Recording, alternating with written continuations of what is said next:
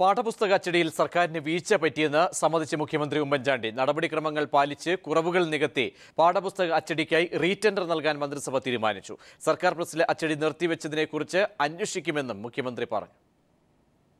സംസ്ഥാനത്ത് 44 ലക്ഷത്തോളം പാഠപുസ്തകങ്ങളാണ് ഇനി അച്ചടിക്കാനുള്ളത്.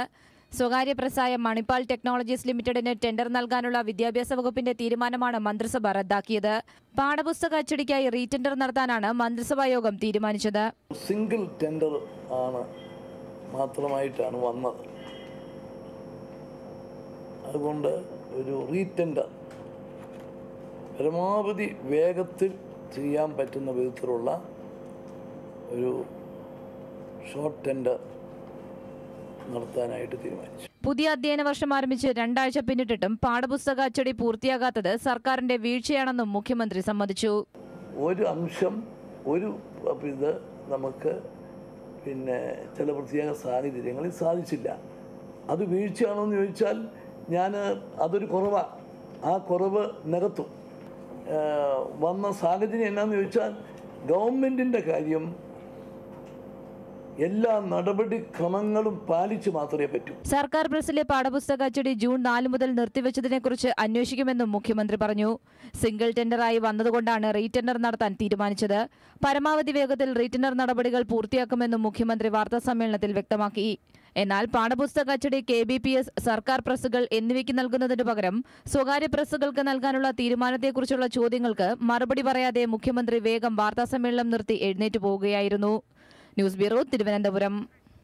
പാഠപുസ്തക അച്ചടിയിലെ ക്രമക്കേട് അന്വേഷിക്കാൻ ലോകായുക്ത ഉത്തരവിട്ടു. അച്ചടിയിലുണ്ടായ കാലതാമസവും അന്വേഷിക്കണമെന്ന് ലോകായുക്ത പറഞ്ഞു. 1 മാസത്തിനകം റിപ്പോർട്ട് സമർപ്പിക്കണമെന്നും ലോകായുക്ത നിർദ്ദേശിച്ചു.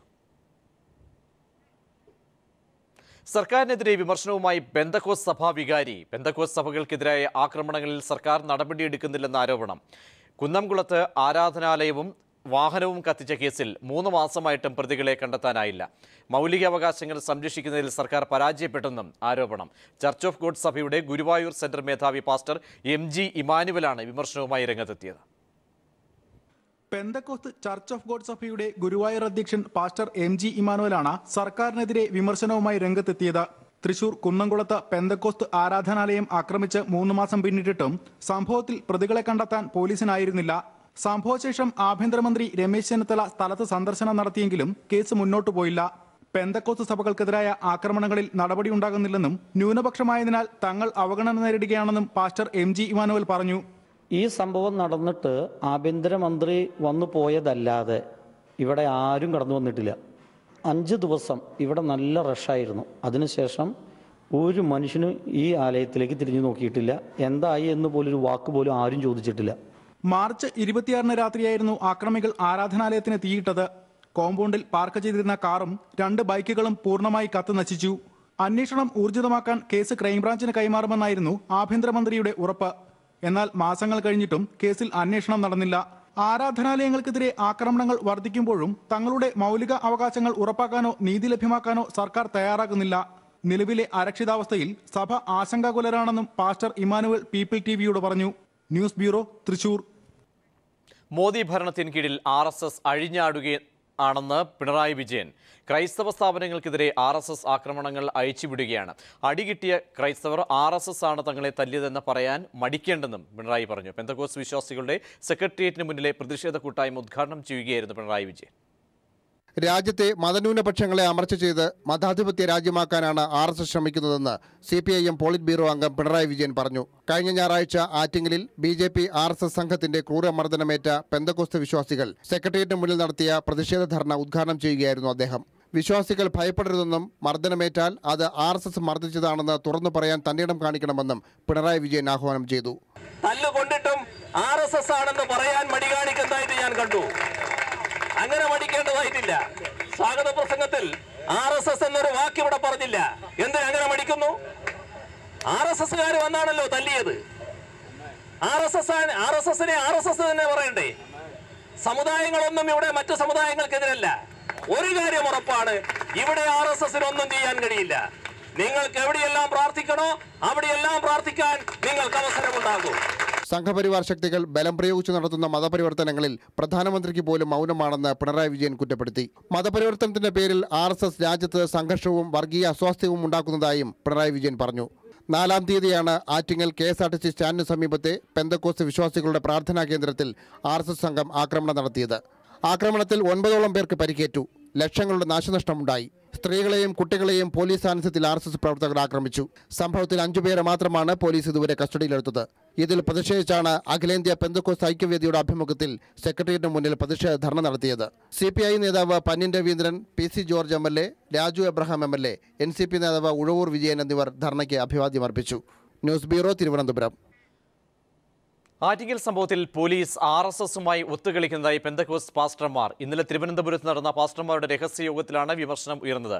യോഗത്തിൽ രമേശ് ചെന്നിത്തലയും പങ്കെടുത്തിരുന്നു. KPCC പ്രസിഡന്റ് VM സുധീരൻ, മന്ത്രി VS ശിവകുമാർ, CP ജോൺ എന്നിവരും യോഗത്തിൽ പങ്കെടുത്തു. കഴിഞ്ഞ ഞായറാഴ്ചയായിരുന്നു ആറ്റിങ്ങലിൽ പെന്തക്കോസ്ത സഭാ വിശ്വാസികൾക്കെതിരെ RSS പ്രവർത്തകർ ആക്രമണം നടത്തിയത്. 40ഓളം RSSുകാർ പ്രാർത്ഥനാ ഹാളിലേക്ക് കയറി പ്രാർത്ഥന അലങ്കോലപ്പെടുത്തുകയും പ്രാർത്ഥനാ ഹാൾ അടിച്ചു തകർക്കുകയും ചെയ്തു. എന്നാൽ 20 പേർക്കെതിരെയാണ് പോലീസ് കേസെടുത്തത്. ഇതിൽ 5 പേരെ മാത്രമേ പോലീസ് അറസ്റ്റ് ചെയ്തുള്ളൂ.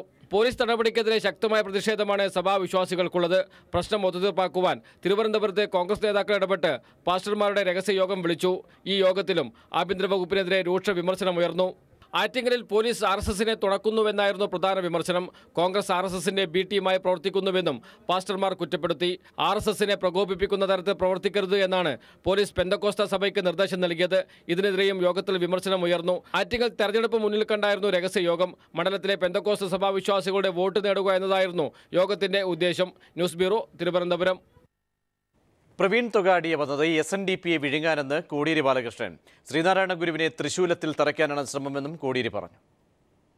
SNDP യോഗത്തിൻ്റെ പരിപാടിയിൽ ആരെ ക്ഷണിക്കണമെന്ന് തീരുമാനിക്കേണ്ടത് SNDP തന്നെയാണ്. പക്ഷേ ശ്രീനാരായണ ഗുരുദേവരെ RSSന്റെ ശൂലത്തിൽ കുത്തി നിറയ്ക്കുന്ന പരിപാടി ശരിയല്ല.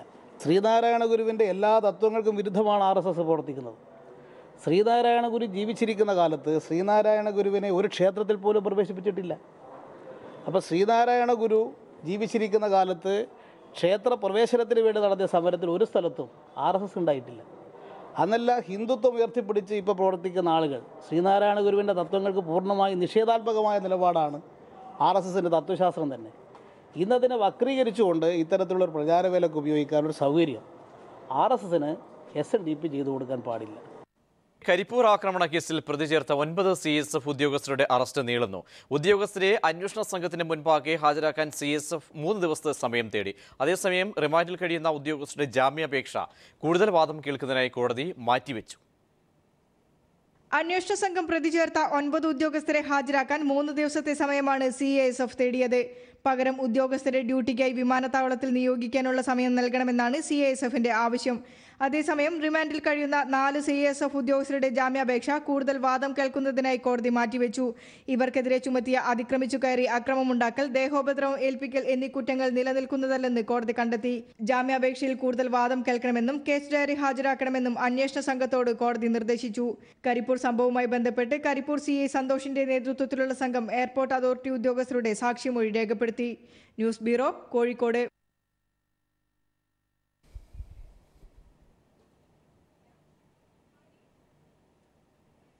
നെൽകർഷകരുടെ സമരം പിൻവലിച്ചു. നെല്ല് സംഭരണ കുടിശ്ശിക ഈ മാസം അവസാനം നൽകുമെന്ന ഉറപ്പിന്മേലാണ് സമരം പിൻവലിച്ചത്. മുഖ്യമന്ത്രിയുമായി കർഷകർ നടത്തിയ ചർച്ചയിലാണ് തീരുമാനം. കടകംപള്ളി ഭൂമി ഇടപാടിൽ വർക്കല കഹാർ MLAയുടെ ബന്ധുവിനെ CBI വിളിച്ചു വരുത്തി. ഭൂമി ഇടപാടിൽ ഭരണതലത്തിലെ ഉന്നതരുടെ പങ്ക് CBI നേരത്തെ കണ്ടെത്തിയിരുന്നു. വർക്കല കഹാർ MLAയുടെ ഭാര്യ സഹോദരൻ മൂസക്കുട്ടിയെയാണ് ഓഫീസിലേക്ക് CBI വിളിച്ചു വരുത്തിയിരിക്കുന്നത്. രാവിലെ 10 മണിക്ക് CBI ഓഫീസിലെത്തിയ മൂസക്കുട്ടിയെ CBI ചോദ്യം ചെയ്തു വരികയാണ്. കടകംപള്ളി ഭൂമി തട്ടിപ്പിൽ മൂസക്കുട്ടിയുടെ പങ്കാളിത്തത്തിന്റെ തെളിവുകൾ CBI ശേഖരിച്ചിട്ടുണ്ട്. കടകംപള്ളിയിലെ ഭൂ ഉടമസ്ഥരെ ഭീഷണിപ്പെടുത്തിയത് മൂസക്കുട്ടിയുടെ നേതൃത്വത്തിലുള്ള സംഘമായിരുന്നു. ഇതിന്റെ ഫോട്ടോകളും CDകളും CBIയുടെ കൈവശമുണ്ട്.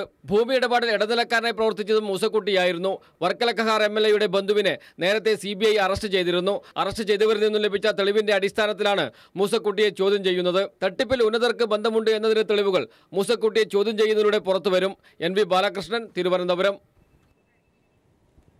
ബാർക്കോഴ കേസിൽ വിജിലൻസ് എസ്പിയുടെ അന്വേഷണ റിപ്പോർട്ട് ഹൈക്കോടതി പരിശോധിക്കണമെന്നാവശ്യപ്പെട്ട് ഹർജി all Kerala anti corruption and human rights protection കൗൺസിലാണ് ഹർജി നൽകിയത്. വിജിലൻസിന്റെ നിഷ്പക്ഷത അന്വേഷിക്കണമെന്നും ഹർജിയിൽ ആവശ്യമുണ്ട്. ലളിത് മോഡി വിവാദത്തിൽ കൂടുതൽ നേതാക്കൾ കുടുങ്ങുന്നു. മുൻ കേന്ദ്രമന്ത്രിമാരായ ശരത് പവാർ, പ്രഫുൽ പട്ടേൽ, രാജീവ് ശുക്ല തുടങ്ങിയവർ തന്നെ സഹായിച്ചിട്ടുണ്ടെന്ന് ലളിത് മോഡി വെളിപ്പെടുത്തി. പുതിയ വെളിപ്പെടുത്തലുകൾ വന്നതോടെ BJPക്ക് പിന്നാലെ NCPയും കോൺഗ്രസും വീട്ടിലായി. ഇന്ത്യ ടുഡേ ചാനലിന് നൽകിയ അഭിമുഖത്തിലാണ് ലളിത് കുമാർ മോദി തന്നെ സഹായിച്ചവരുടെ പേരുകൾ വെളിപ്പെടുത്തിയത്. സുഷമ സ്വരാജിന്റെ കുടുംബവുമായി അടുത്ത ബന്ധമുണ്ടെന്ന് വെളിപ്പെടുത്തിയ മോദി കോൺഗ്രസ് NCP നേതാക്കളെയും വെറുതെ വിട്ടില്ല. NCPയുടെ മുതിർന്ന നേതാക്കളായ ശരത് പവാർ, പ്രഫുൽ പട്ടേൽ, കോൺഗ്രസ് നേതാവ് രാജീവ് ശുക്ല എന്നിവർ കേന്ദ്രമന്ത്രിമാരായിരുന്നപ്പോൾ തന്നെ സഹായിച്ചിട്ടുണ്ടെന്നാണ് മോദിയുടെ പുതിയ വെളിപ്പെടുത്തൽ. സുഷമയുടെ ഭർത്താവ് സ്വരാജ് കൗശൽ കഴിഞ്ഞ 22 വർഷമായി തന്റെ അഭിഭാഷകനാണ്. സ്വരാജ് കൗശലും മകൾ ബെൻസൂരിയും പ്രതിഫലം വാങ്ങാതെയാണ് തനിക്ക് നിയമസഹായം നൽകുന്നത്. ഭാര്യയുടെ ചികിത്സയ്ക്കായി പോർച്ചുഗലിലേക്ക് പോകുമ്പോൾ സഹായിക്കാൻ വസുന്ധര രാജയും കൂടെ വന്നിരുന്നെന്നും ലളിത് മോദി പറഞ്ഞു. അതേസമയം മുൻ ധനമന്ത്രി ചിദംബരം തന്നെ കുടുക്കാനാണ് ശ്രമിച്ചിട്ടുള്ളതെന്നും മോദി ആരോപിച്ചു. UK വിട്ടു പോകാതിരിക്കാൻ ബ്രിട്ടീഷ് അധികാരികളുമായി UPA സർക്കാർ രഹസ്യധാരണ ഉണ്ടാക്കിയിരുന്നു. കോൺഗ്രസ് നേതാക്കൾക്കെതിരെ കൂടി വെളിപ്പെടുത്തൽ വന്നതോടെ സുഷമ സ്വരാജിന് നേരെയുള്ള കോൺഗ്രസിന്റെ ആക്രമണവും ദുർബലമാകുകയാണ്. News bureau, Delhi. സരിത കത്തെഴുതിയത് പോലീസ് കസ്റ്റഡിയിൽ വെച്ചെന്ന് ജയിൽ സൂപ്രണ്ട് സോളാർ കമ്മീഷന് മുൻപാകെ ആണ് ഇങ്ങനെയൊരു മൊഴി നൽകിയത്. വിശദാംശങ്ങളുമായി സമീർ ചേരുന്നു. സമീർ, എന്താണ് ആ മൊഴിയിൽ നിന്നും? കാരണം ഒട്ടേറെ വിവാദങ്ങൾ ഉണ്ടായിരുന്നു. എവിടെയാണ് സരിത ജയിലിൽ വെച്ചാണോ കത്തെഴുതിയത് തുടങ്ങിയ കാര്യങ്ങൾ സംബന്ധിച്ച് ഇപ്പോൾ സോളാർ കമ്മീഷനിലൂടെ പുറത്തു വരുന്നത്? തീർച്ചയായും വളരെ വിവാദമായ ഒരു കത്ത് സംബന്ധിച്ചുള്ള വാർത്തകൾ തന്നെയാണ് ഇപ്പോൾ പുറത്തു വരുന്നത്. ഇത് ജയിലിൽ വെച്ചാണ് എന്നുള്ള ഒരു വാദമാണ് ഈ സരിത എസ് നായരുടെ അഭിഭാഷകൻ ഫെനി ബാലകൃഷ്ണൻ ഉന്നയിച്ചിരുന്നത്. എന്നാൽ അത്തരത്തിൽ അല്ല എന്നാണ് ഇപ്പോൾ Pathanamthitta jail superintendent K. Viswanathakurup solar കമ്മീഷന് മുമ്പാകെ നൽകിയ മൊഴിയിൽ വ്യക്തമാക്കുന്നത്. സരിത എസ് നായർ കത്തെഴുതിയത് പെരുമ്പാവൂർ ഡിവൈഎസ്പിയുടെ കസ്റ്റഡിയിൽ ഇരിക്കെയാണ്. ഈ കത്തുമായിട്ട് തന്നെയായിരുന്നു 2013 ജൂലൈയിൽ പത്തനംതിട്ട ജയിലിൽ സരിത എത്തുമ്പോൾ ഈ കത്തുമായാണ് വന്നിരുന്നത്. അതോടൊപ്പം തന്നെ ഈ കത്തിൽ പറയുന്ന കാര്യങ്ങളൊന്നും തന്നെ എനിക്ക് അറിയില്ല, എന്നാൽ വക്കീലിനുള്ള നിർദ്ദേശങ്ങളാണ് ഈ കത്തിൽ എന്നായിരുന്നു അന്ന് സരിത എസ് നായർ തന്നോട് പ്രതികരിച്ചത്. അതോടൊപ്പം തന്നെ ഈ കത്ത് കൈമാറിയത് 2013 ജൂലൈ 24-നാണ്. ഇത് തന്റെ സാന്നിധ്യത്തിലാണ് സരിത എസ് നായരുടെ അഭിഭാഷകനായ ഫെനി ബാലകൃഷ്ണനെ ഈ കത്ത് കൈമാറിയത്. ഇത് കത്താണ് എന്നുള്ള കാര്യം സ്ഥിരീകരിക്കുന്നത് വനിതാ വാർഡന്മാരുടെ പരിശോധനയിലാണ് എന്നുള്ള കാര്യവും പത്തനംതിട്ട ജയിൽ സൂപ്രണ്ട് നൽകിയ ഈ മൊഴിയിലുണ്ട്. ഏതായാലും വലിയ വിവാദമായ ഈ കത്തിന്റെ ഉറവിടം എവിടെ വെച്ചായിരുന്നു ഇത്തരം ഒരു കത്ത് എഴുതിയത് എന്നുള്ളതായിരുന്നു solar commission justice Sivarajan commission ഇത് പരിശോധിച്ചത്. ഈ വേളയിലാണ് K. Viswanathakurup Pathanamthitta jail superintendent ഇത്തരം ഒരു മൊഴി നൽകിയിരിക്കുന്നത്. വ്യക്തമാണ്. സമീർ വിശദാംശങ്ങൾ നൽകി. ഡൽഹി മുഖ്യമന്ത്രി അരവിന്ദ് കെജ്രിവാളും ഉപമുഖ്യമന്ത്രി മനീഷ് സിസോദിയയും അടക്കം 20-ലേറെ ആം ആദ്മി പാർട്ടി MLA-മാർക്കെതിരെ വിവിധ കേസുകളിൽ കുറ്റപത്രം സമർപ്പിക്കാൻ ഒരുങ്ങുന്നു. ഡൽഹി പോലീസാണ് നടപടികളുമായി മുന്നോട്ട് പോകുന്നത്.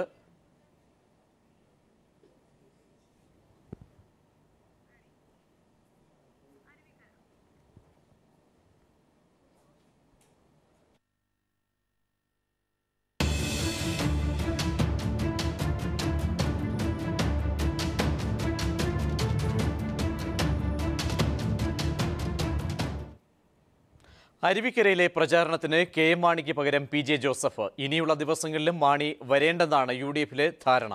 ബാർക്കോഴ പ്രതിപക്ഷം സജീവ ചർച്ചയാക്കിയ സാഹചര്യത്തിലാണ് തീരുമാനം. അരുവിക്കരയിൽ കേരള കോൺഗ്രസ് എമ്മിന്റെ പ്രവർത്തക കൺവെൻഷനിലും മാണി പങ്കെടുക്കില്ല. മാണിക്ക് പകരം PJ ജോസഫ് കൺവെൻഷൻ ഉദ്ഘാടനം ചെയ്യും. ബാർക്കോഴ ചർച്ചയാകുന്നത് ഒഴിവാക്കാൻ മാണിയെ പ്രചാരണ രംഗത്ത് നിന്നും നേരത്തെ മാറ്റി നിർത്തിയിരുന്നു. UDF നേതൃത്വത്തിന്റെ ധാരണയനുസരിച്ചായിരുന്നു മാണിയെ ഒഴിവാക്കിയത്. അതേസമയം കേരള കോൺഗ്രസിന്റെ മണ്ഡലം കൺവെൻഷൻ മാണി ഉദ്ഘാടനം ചെയ്യുമെന്നായിരുന്നു നേരത്തെയുള്ള ധാരണ. കൺവെൻഷന് ശേഷം മാണി മണ്ഡലത്തിൽ സജീവമാകുമെന്നും സൂചനയുണ്ടായിരുന്നു. എന്നാൽ മണ്ഡലത്തിന്റെ ചുമതലയുള്ള കോൺഗ്രസ് നേതാക്കൾ മാണി എത്തുന്നതിനെതിരെ കടുത്ത നിലപാട് സ്വീകരിച്ചതായാണ് വിവരം.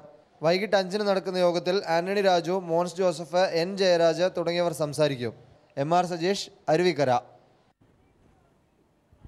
മധുരത്തിന്റെ കാര്യത്തിൽ കോഴിക്കോടൻ ഹൽവയുടെ കിടപിടിക്കും വിതുര ഹൽവ. തിരഞ്ഞെടുപ്പ് ചൂടിനൊപ്പം വിതുര ഹൽവയുടെ മധുരം കൂടി നുകരുകയാണ് അരുവിക്കര. വ്യത്യസ്തമായ ഒരു പാചക പരീക്ഷണത്തിനാണ് ഞങ്ങൾ ഇന്ന് തുടക്കം കുറിക്കാൻ പോകുന്നത്. തേനൂറെന്ന ഹലുവ എങ്ങനെ ഉണ്ടാക്കാം എന്നാണ് ഞങ്ങൾ ഇന്ന് നോക്കുന്നത്.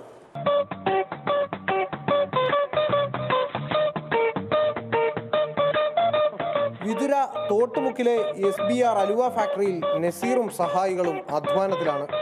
വാർപ്പിൽ തിളച്ചുമറിയുകയാണ് ഫ്രൂട്ട്സ് അലുവ. കൃത്യമായ ചേരുവകൾ ചേരുംപടി ചേർന്നില്ല എങ്കിൽ അലുവയുടെ ഗതി അതോ ഗതിയാവും. കൂടാതെ വിതുര കറക്ക് ഹലുവ ഉടൻ തയ്യാറാക്കുകയും വേണം.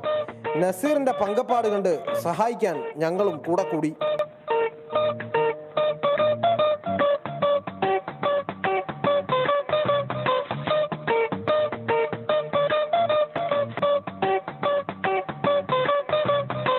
കരുനാഗപ്പള്ളിയിലെ അളിയന്റെ വീട്ടിൽ നിന്നാണ് സലീം അലുവയുടെ രസക്കൂട്ട് മനസ്സിലാക്കിയത്.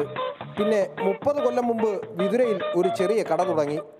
ഇപ്പോൾ ഫാക്ടറിയിൽ ദിനംപ്രതി 600 കിലോയിലേറെ അലുവ ഉൽപ്പാദിപ്പിക്കുന്നു. സലീമിന്റെ ചേട്ടന്റെ മകൻ നസീറാണ് ഇപ്പോഴത്തെ നടത്തിപ്പുകാരൻ. ഫാക്ടറിയിൽ നിരവധി തരം അലുവകൾ ഉണ്ടാക്കുന്നുണ്ടെങ്കിലും ചെമ്പിൽ തുടർച്ചയായി 1 മണിക്കൂർ നിർത്താതെ കറക്കി ഉണ്ടാക്കുന്ന കറക്ക് ഹലുവയ്ക്കാണ് ആവശ്യക്കാരേറെയും. പേരിലും പെരുമയിലും ഏറെ മുൻപന്തിയിലുള്ള കോഴിക്കോടൻ അലുവയെ കടത്തിവിട്ടും രുചിയിലും സ്വാദിലും വിതുരക്കാരുടെ അലുവ. വിതുരയിലെ അലുവ ഫാക്ടറിയിൽ നിന്നും ക്യാമറാമാൻ ബിച്ചു പൂവച്ചലിനോടൊപ്പം എസ് ജീവൻകുമാർ, അരുവിക്കര.